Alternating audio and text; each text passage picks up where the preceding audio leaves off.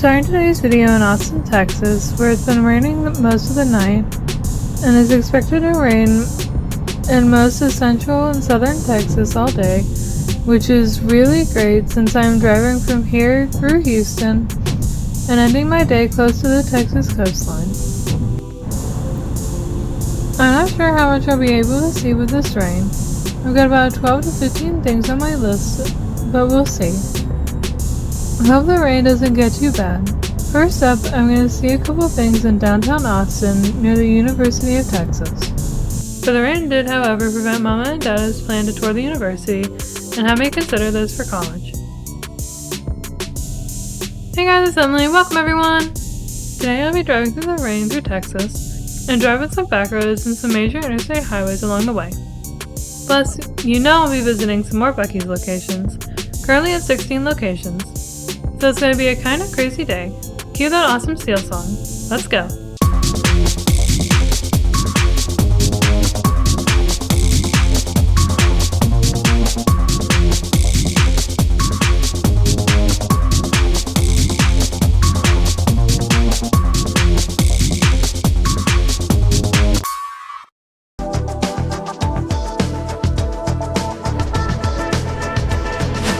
My first stop is at the University of Texas in Austin.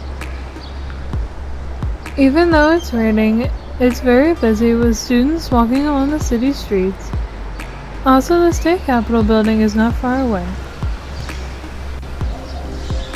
I was going to do a more in-depth tour of the campus, but the rain prevented us from seeing very much, so I'll just be looking at this giant Texas longhorn. The longhorn is the mascot of the University of Texas, and his name is Bebo. The sculpture is 12 feet tall, 17 feet long, and the horns are 9 feet wide from point to point. And with that big of a spread between the points and the horns, this animal looks incredibly fierce. Also on a related note, with Texas leaving the Big 12 and joining the SEC in 2024, it may soon be a fierce opponent in college football against UGA. The Texas Longhorns also have the world's largest bass drum called Big Bertha, so it really is true that everything is bigger in Texas. Unfortunately, there's just too much rain, so I can't walk around the Texas campus, so that wipes out a few places I wanted to see. But I do have many other places to see, so let's head on out. And my next stop is in the Austin suburb of Hutto, which they call Hippo Nation. I'm at their high school, and they have this very large and very girthy sculpture right in front of their main entrance. I'll talk about how significant the hippo is to the city of Hutto. But as far as the significance of the hippo for the high school, there are a couple of interesting stories. One story is the high school players in Hutton were much larger than the competing schools, and visiting coaches would frequently say that the Hutto players were as big as a hippo. Another story is that their football team from the 1920s didn't have jerseys, so they wore feed sacks instead, which made them look like a bunch of hippos. Looks like at some point the high school sold bricks, and in exchange they got a personalized brick which was laid under the flagpole and next to the hippo statue. It's not just the high school or their football team that has embraced the hippo as their mascot. The entire city of Hutto is crazy about these hippos, and they have probably hundreds of hippo statues all over the city. I'll show you a few of them. I'll stick with the downtown area, and this is like other Texas small town downtown areas. To me, they have a certain look to them. Anyway, Hutto has declared themselves to be the hippo capital of the world. Look at this unique decoration. It looks like they made a metal pet out of a family of hippopotamuses. Or is it hippopotami? Around this semi-circular area. This town is definitely crazy about the hippo. All over the city there are hippos of all sizes and colors, and this little guy is so adorable. Hutto is a suburb of Boston, with a population of about 28,000 people. No word on how many live hippos there are here. Hutto was formed in 1876 when the railroad was built through here, and a depot built in honor of the landowner James Emery Hutto. Hutto came to Texas when he was 23 years old and moved to what is now Hutto in 1855. Hutto eventually owned a lot of land in this area and became very wealthy as a cattle rancher. However, Hutto left for Waco in 1885, but many immigrants during the 1890s settled in Hutto and became successful farmers and ranchers in their own right. But what's the deal with having the hippo as the city mascot? I went to the City of Hutto website to find an answer. In 1915, a circus train stopped in Hutto and probably let the animals out of the train car so they could stretch their legs and do their business. Allegedly, a hippo escaped and made its way to a muddy pond. Years later, the high school adopted the hippo as their mascot, and the city did the same. Not far from the core downtown area is this public library. Across from the book drop receptacle is another one of the cute little hippos. This one is walking through a puddle and has pink toenail polish and some books drawn on it.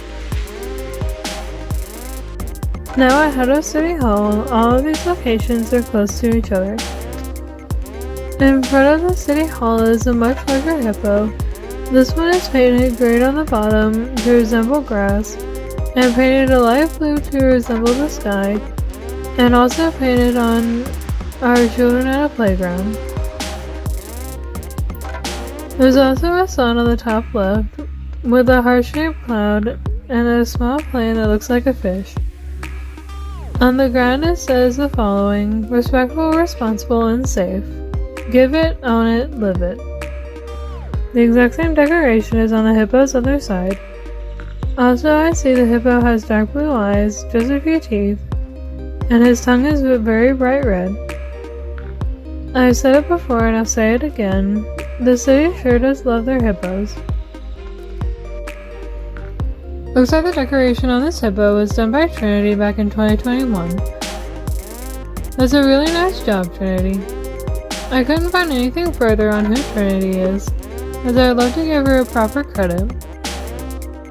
This was an awesome stop, but it's time to get some Texas brisket.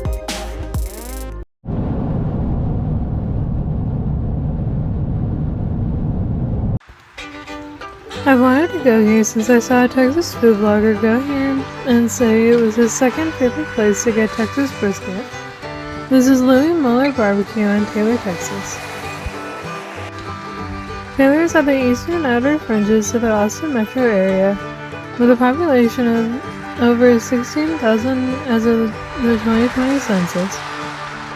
The city was named for Edward Moses Taylor, an official with the company that built the railroad through here in 1876. Louie Mueller Barbecue is only open 4 days a week, Wednesday through Friday at 11 a.m. to 7:30 p.m. and 11 a.m. to 4 p.m. on Saturday. This is the line and it's just a few minutes after 11, even though the clock says it's 9:25.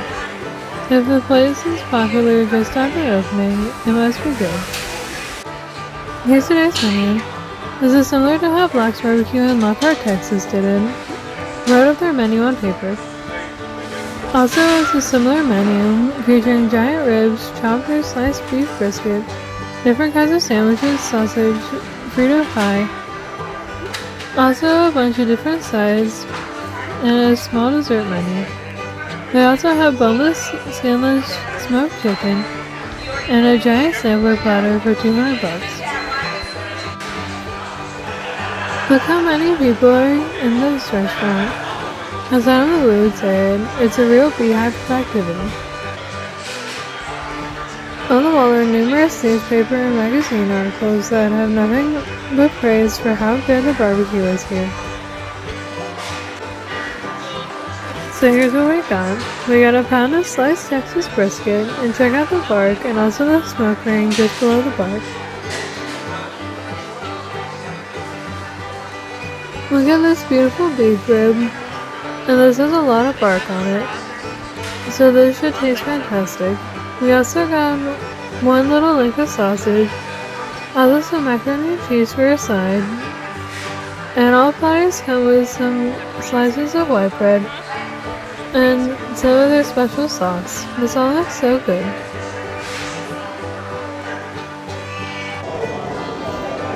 I'm not sure I'll need a whole lot of sauce on this meat, and they do have their own brand of Casa Original or Divine Swine barbecue sauce. Alright, let's eat. So first we're gonna try the beef rib. Of course this is gigantic, and of course my parents are gonna eat the rest of this. I'm probably only gonna eat a little bit. Ooh, it's already steaming. Oh, there we go. I have a napkin. I don't just want me to have fingers. Oh. He's recording.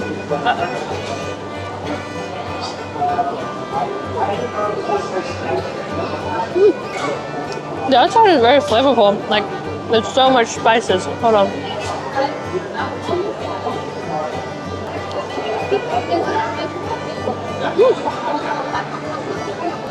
It's definitely more tender than some of the ribs that I've had. I was able to bite like right through that, and you saw that I was able to tear it off pretty easily. This is a really good flavor.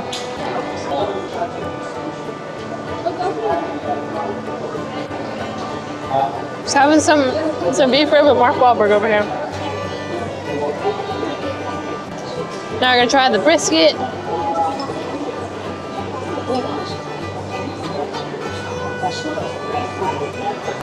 Tastes like Buc-ee's brisket. I think I said that at the other place too. Hold on. Yeah, it tastes like Buc-ee's. Just with a little bit more flavor. Let me try this piece right here. Can I tear this off? No.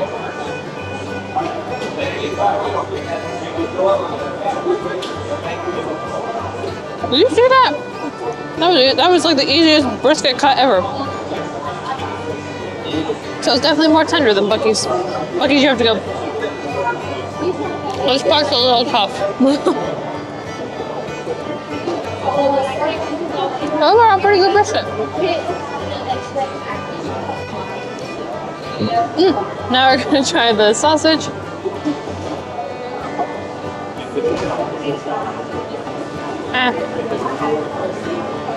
It's spicy. What is happening to my nose?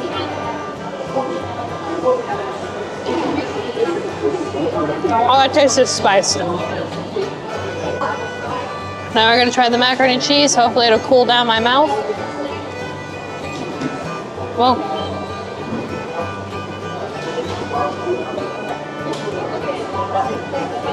not as good as Joe's.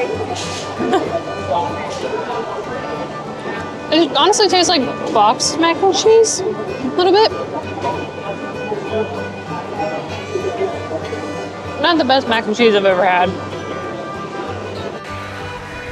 I forgot about the onions and pickles. Same thing as Black's barbecue. They give you a bunch of onions and pickles to cut down all the fatty, greasy meat to cleanse the palate a little bit.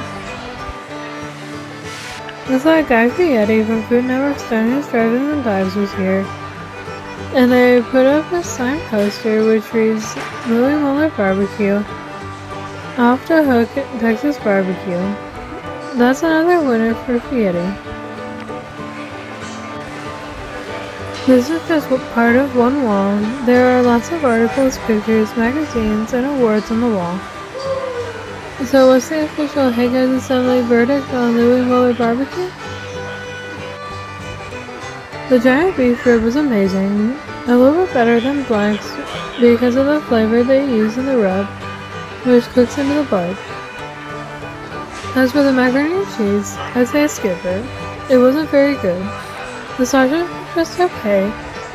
The sliced brisket was very tender, it had a good flavor, but I give a slight edge to Black's. I think Louie Mueller is a little more expensive than Black's, but Black's also has more competition as there are several barbecue restaurants in Lockhart, which is the birthplace of Texas barbecue. So now it's on to some smaller towns on my drive. I should mention the car is not very good on these wet roads. It handles very poorly. Despite that, we've arrived in a town called Dimebox.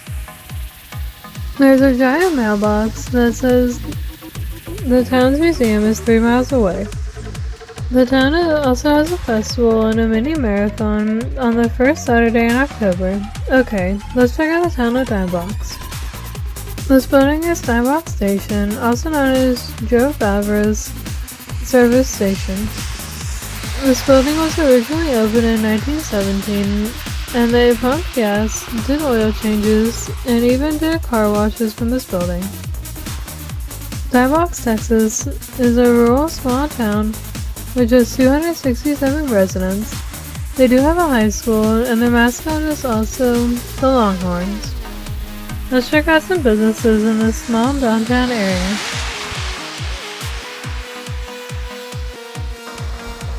The red building in front of me is the Dimebox General Store.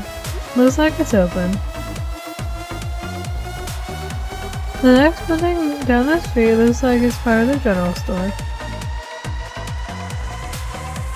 Just beyond the general store is the small Dimebox grocery store. The most interesting thing about Dimebox is the local bank. Take a look at this. It's a large dime in a box. This might be the world's largest dime, but the dime is a little different from what most of us have seen. Note the year is 1917, which is when Dimebox Station opened, and also when the town's Lions Club was formed. Also, both sides of the dime are heads.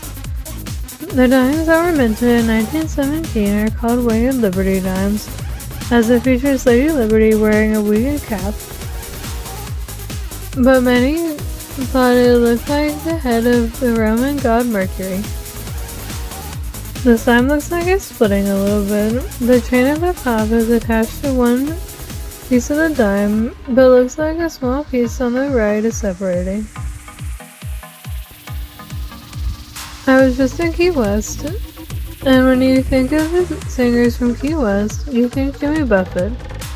So here's an interesting bit of trivia. The song Northeast Texas Woman mentions the town of Dimebox. It was originally sung by Willis Allen Ramsey, but it was covered by Jimmy Buffett. Alright, let's head to the next destination. I'm now in Navasota, Texas, a little south of College Station, where Texas A&M University is located, and this is Martha Bloomer's Home and Garden Store. There's something interesting here already. Take a look at the sign in the parking lot. It's not a stop sign, it's a pot sign. The question we all were asking ourselves when we pulled into the parking lot is, should we stop at this sign? I'm here to see this, the world's largest teapot. This looks like a redecorated old silo building, and they put a handle and a spout on it, with some flowers in the front. If it weren't raining, I would walk up to it, but I'd have to settle with using the zoom on my camera to get up and close. So I guess to reference the old children's song, this is a not so little teapot, not so short, but it still does look kinda stout. There's a little controversy about the claim on this being the world's largest teapot. There's another teapot that claims to be the world's largest teapot in the extreme northern tip of West Virginia, and that teapot has world's largest painted on it. I'll be visiting that one to compare its size with this one. I really wish it weren't raining so I could get a picture of myself in front of it. If you'd like to see this teapot, it's along Highway 6, which I think is the major highway between Houston and Waco. Okay, this was a pretty cool stop, or Potts. But now it's time for me to go, or og, to my next stop in the city. Like many places in Texas, Navasota is a fast-growing city with a population of 7,600 as of the 2020 census, but they've estimated that the population is nearly 9,000 as of 2023.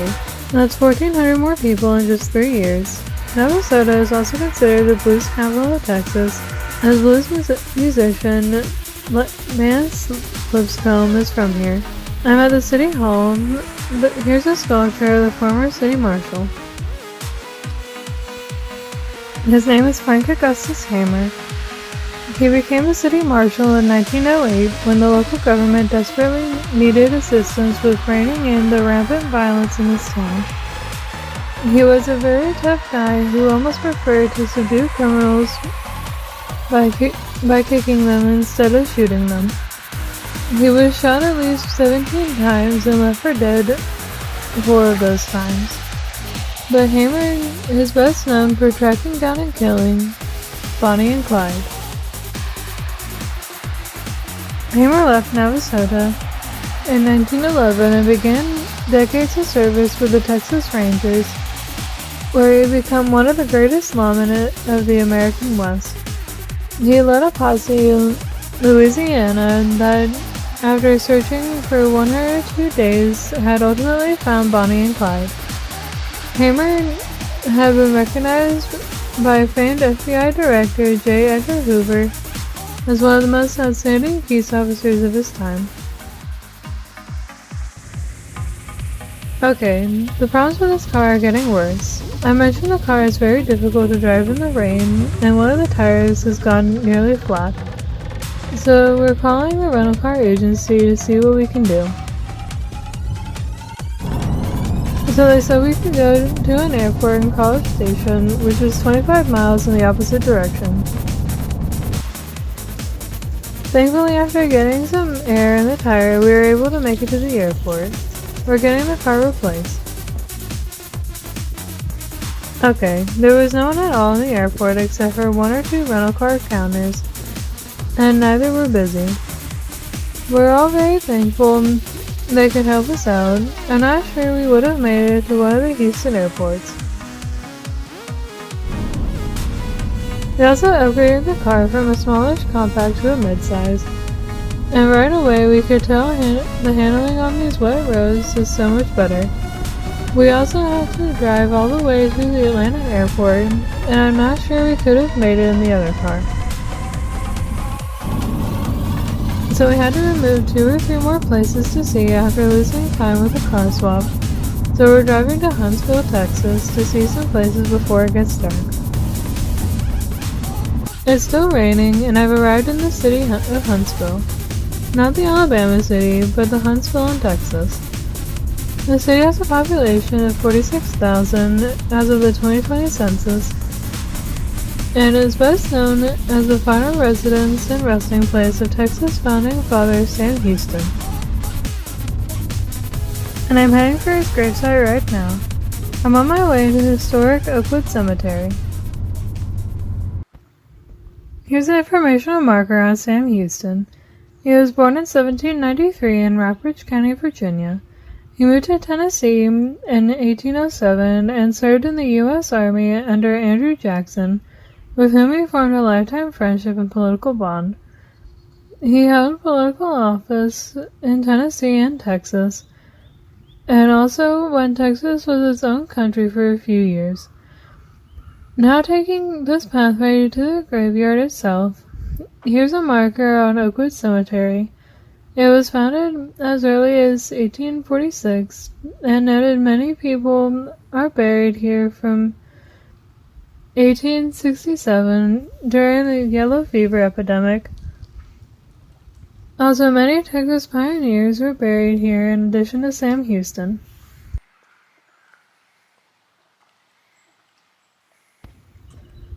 There are 2 markers next to the gravesite. The one on the left mentioned this monument was dedicated in 1911, almost 50 years after Sam Houston died. The marker on the right noted Houston died in 1863 during the Civil War, and was buried in a quiet ceremony.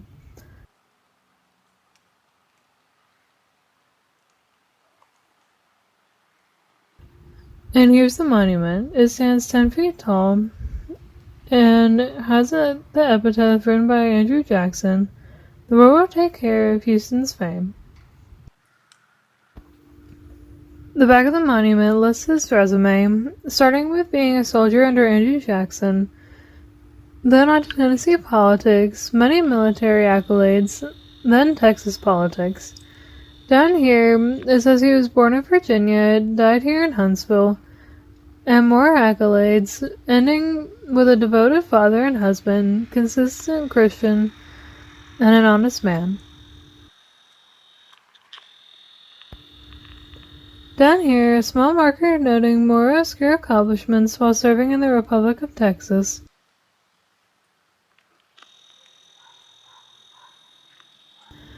This marker discusses the inscriptions on the monument, which his family had a large role in composing, and it mentioned the word governor was misspelled. Finally, it mentioned that Sam Houston's widow died in 1867 from the yellow fever epidemic. One more look at this huge grave marker for Sam Houston. He's at the corner of Avenue I and 9th Street. It's always open for the public to see. In the same cemetery, there's a side entrance. There's another grave marker on this side of the cemetery that I'm gonna see. This gravesite is said to be haunted. It's hard to see since the sculpture at the graveside has turned very dark and is surrounded by tall trees, but it's at the end of this dirt path.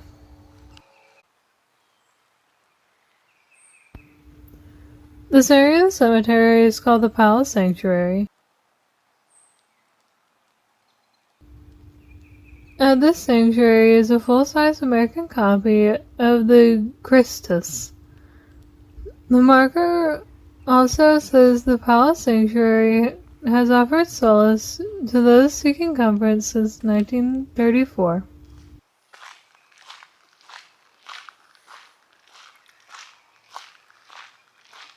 In 1923, the 5-year-old son of Benjamin and Marion Powell passed away.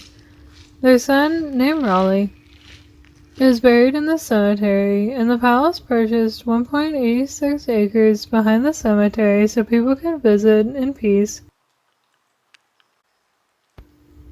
The statue is known as the Black Jesus because the metal has tarnished over time to this very dark, almost black color. The haunted part of this gravesite is if you stand there long enough, he'll move his hand from palms facing up to palms facing down, and the eyes will follow you as you walk around him.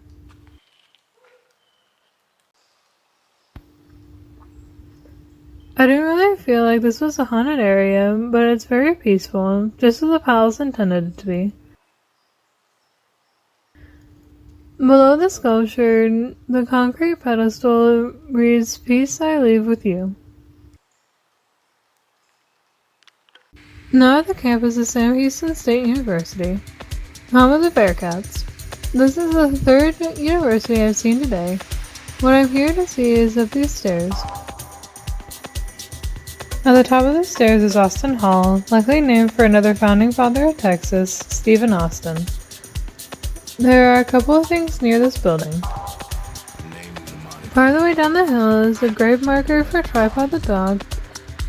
Tripod was a legendary dog that made Sam Houston State his home for many years.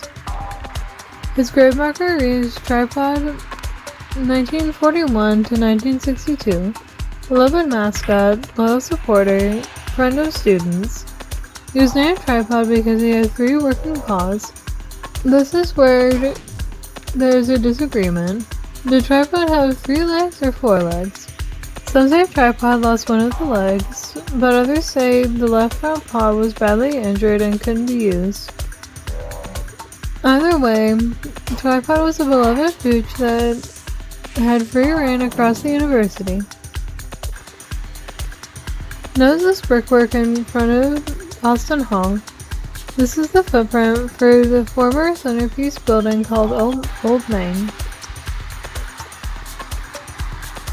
Old Main was considered the most beautiful building owned by the state of Texas. On February 12, 1982, Old Main was consumed by flames and nearly burned to the ground. While firefighters couldn't save Old Main, they were able to salvage Austin Hall. There's a marker near the foundation of Old Main. This is what Old Main looked like, a two-story Victorian Gothic building dedicated in 1890. Its memorial was dedicated in 1987. My last stop on my visit to Sam Houston State is over here, near the Life and Sciences building. Down that sidewalk appears to be a large winged creature. This bird sculpture is at least 2 stories tall. Once again, we have something very large in the state of Texas. It has a very large wingspan also.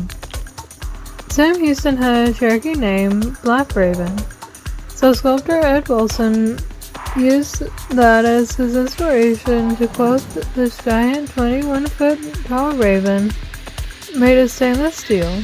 This marker knows Sam Houston lived in the Cherokee Nation in Tennessee and felt the Cherokee were his surrogate family. His second wife was from the Cherokee Nation. This massive raven sculpture weighs over 7,000 pounds, and the legs are only about 1,000 pounds for both, so this was a tricky sculpture to assemble. The raven sculpture took over a year to construct all the pieces and was fully installed in June 2018. This giant bird looks like it can grab a student with that big mouth and fly away on a moment's notice. Let's go from the university named for Sam Houston to something else to commemorate him. Now I'm at the Sam Houston Statue Visitor Center. Looks like the visitor center is closed, but the trail leading to the giant statue is still accessible. But I do have a guard cat who's going to take a stretch and then sniff me to make sure I'm allowed to see the statue. Some of the walkway is paved with personalized bricks, but oh my gosh. The statue is massive. It's so tall and visible from the interstate. This marker reads Sam Houston, American, Texan, Patriot, Master Mason. He was a congressman and governor in Tennessee, president of the Republic of Texas, and a senator and governor from the state of Texas.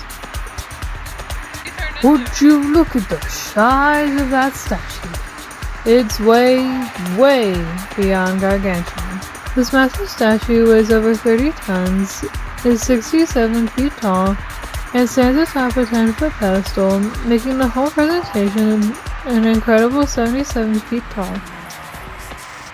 To get some perspective, I'm in front of the pedestal, which itself is ginormous.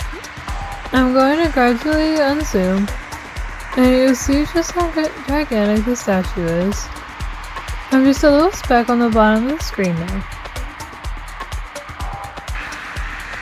If you've never visited Texas, everything really is so much larger here, including the statues of their founding fathers.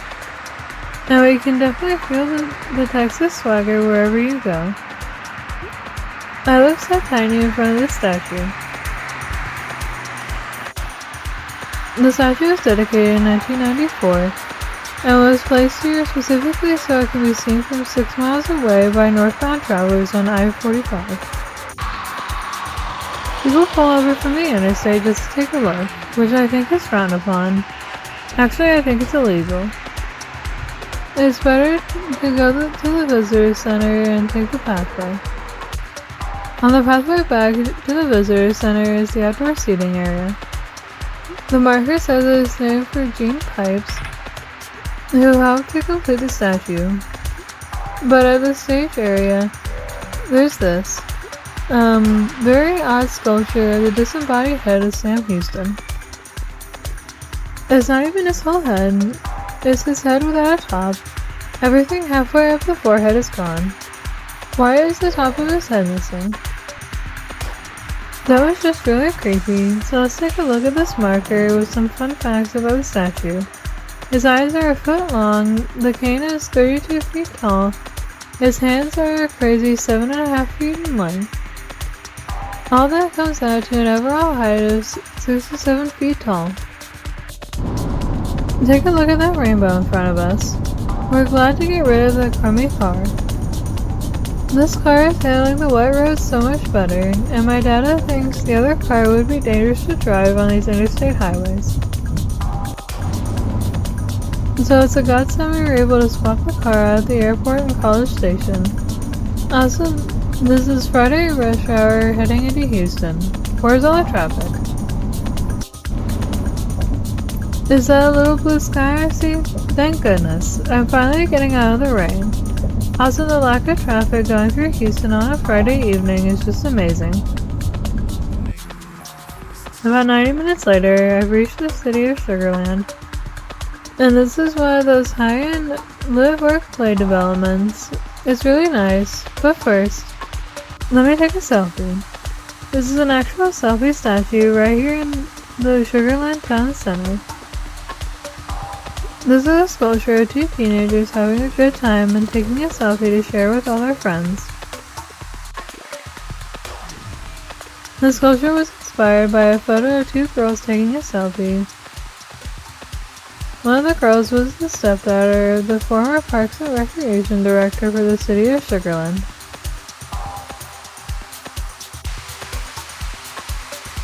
What wasn't expected after the sculpture was unveiled in 2016 is the amount of negative criticism. Many thought this statue depicted what they thought were a couple of self-absorbed teenagers was not the best choice in art.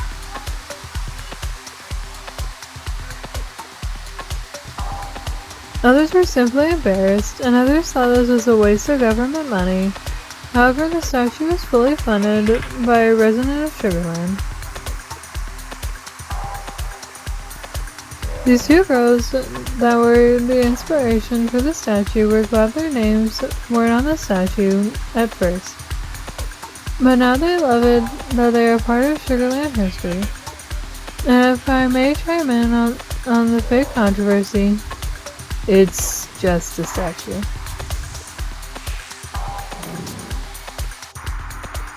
Thankfully in Texas, they do have an In-N-Out burger here. Last time we were in Austin, my parents didn't like it because they said everything was really salty compared to the locations out west.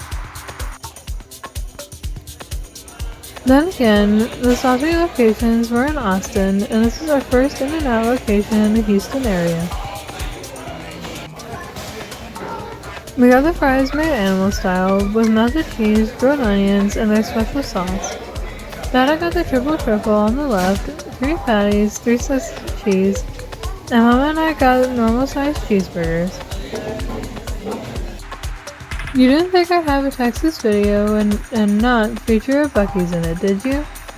This is now location number 17 in Richmond, Texas. Notice the location is not quite as big as the new Buc-ee's locations. This one has just 24 fueling positions, far fewer than what I'm used to seeing the newer Buc-ee's. And not far away from here is location number 18. I'm now in Angleton, Texas, which is very close to my hotel in Lake Jackson, where the Buc-ee's headquarters is located. The convenience store building is even smaller, and there are just a few restroom stalls in this location. They recently added a bunch more fueling positions here. And that's it for my travels from Austin to Lake Jackson. I'm very amazed I saw as much as I did with all the rain and the car trouble. I do think I caught a very lucky break with the lack of traffic going through Houston. I've got another full day planned in Texas, which includes visiting the very first Buc-ee's. You'll see that next time.